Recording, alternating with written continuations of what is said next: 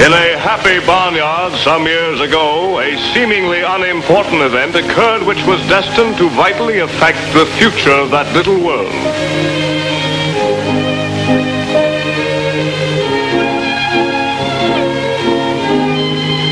Mr. and Mrs. Duck were expecting.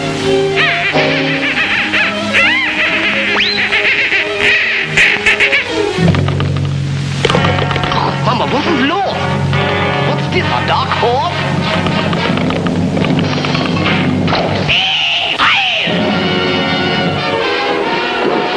Und vergiss nicht, du Dops, ich bin der abgeblasene Preis in Deutschland, in aller Europa, ja in der ganzen Welt! E comincia contando, sei tutte nuove 10! Tutti i frutti and all kinds of whips of cream and a wall of nuts! A Japanese sapper, man, sneaking on with a do. Just a Japanese sapper, man, I'm a little crazy too. In the event of war in Europe, I think we should stay out of it entirely. And all our efforts should be made to keep out of the fight. Let Europe fight our own battles. They mean nothing to us. We should mind our own business. By all means, no. Yes, fine. No. No. Yes. If my country calls, yes. No.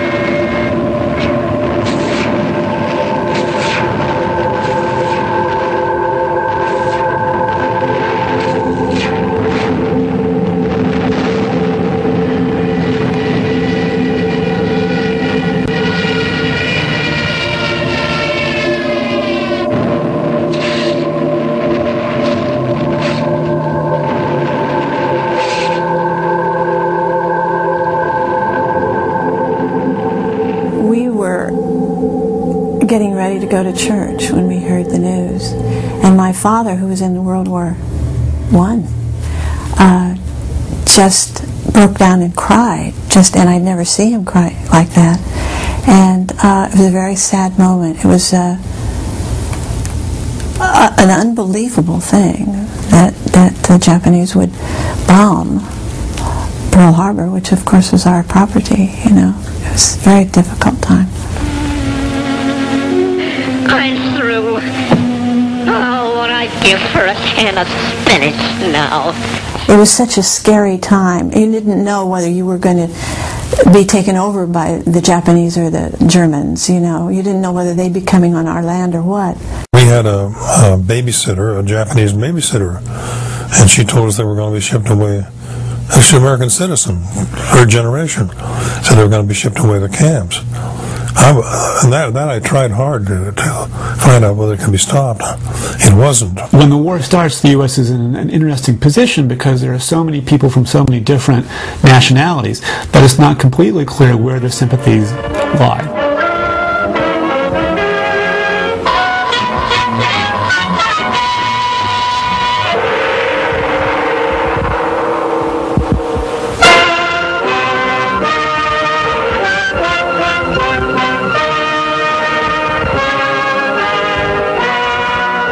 We were named enemy aliens, even though we were not enemies. We were, we had left Germany. Nevertheless, our status was enemy alien. We had to be home by nightfall. There was a curfew, I think it was 8 o'clock. We couldn't even get medicine for the children. We had to ask a neighbor. It was very difficult. And we were known as Kraut. I mean, nobody called us German, we were Kraut.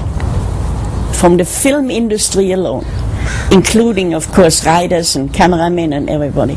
There were 1,500 immigrants that had left Hitler.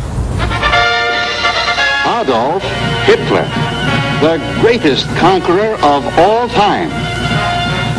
He is the... One moment, please. Adolf Hitler, pretty good, all right. Take 2 million square miles. But gentlemen of Japan, much better. Form greater East Asia co-prosperity sphere. Knock off over 3 million square miles. Lots more than Hitler. Soon make better record. Extend honorable empire. Take California, South America, Brooklyn, Europe. Take whole world. Yes, he who attacks America shall die.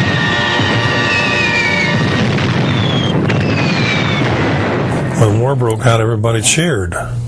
In England, when the First World War broke out, boy, the bells all over the place went, and everybody, yeah, boy, we're off to that. And I think a lot of people felt that in the Second World War, a sense of exhilaration.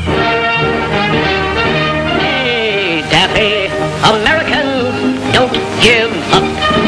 No, Daffy, Americans don't give up. That's right.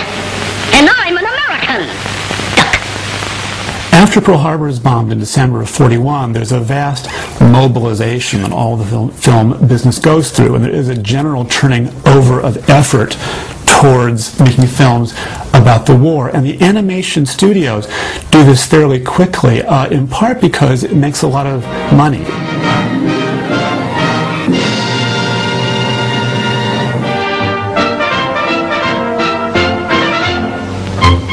In the Hollywood home of Movieland's Mickey Mouse, artist Walt Disney orders his famous cartoon characters into battle dress.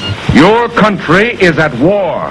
Your country needs taxes for guns, taxes for ships, taxes for democracy, taxes to beat the Axis.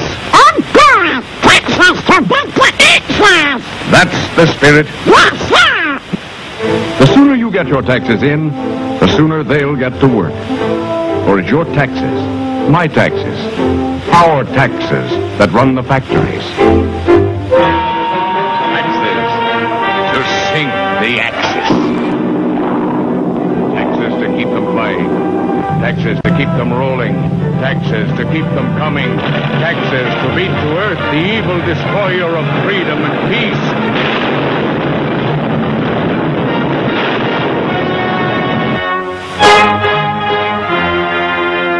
This is our fight. The fight for freedom. Freedom of speech, of worship. Freedom from want and fear. Taxes will keep democracy on the march.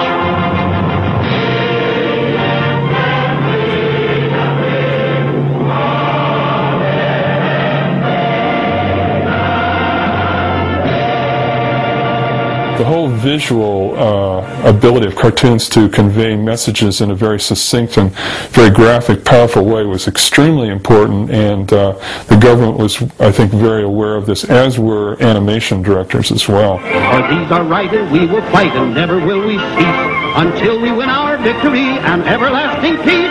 So light up that new Yankee Doodle spirit, and forever let it shine, and show the world that this Yankee Doodle spirit is ours, it's yours, it's mine.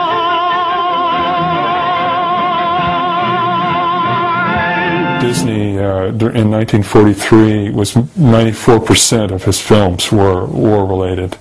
94%. I mean, he was still producing other civilian cartoons, but basically his whole plant was like a military facility. We did it before, and we can do it again, and we will do it again.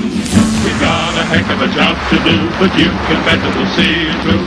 We did it before, and we can do it again, and we will do it again. We're one for all, and we're all for one. Together, licking before we're done. Millions of voices are ringing, singing as we march along. We did it before, and again. We'll knock them over and then we'll get the guy in back of them. We did it before, we'll do it again. There is a new spirit in America. That's right. The spirit of a free people, united again in a common cause to stamp tyranny from the earth. That's right. Why Donald? Well, first of all, of the Disney stable of characters, the most irascible, the one that they could take the furthest, is Donald.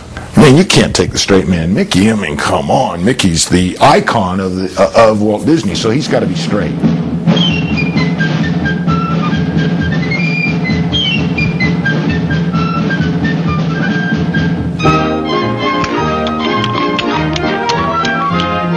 Bugs Bunny, when he during the war effort, during those war films, was when he rose in popularity.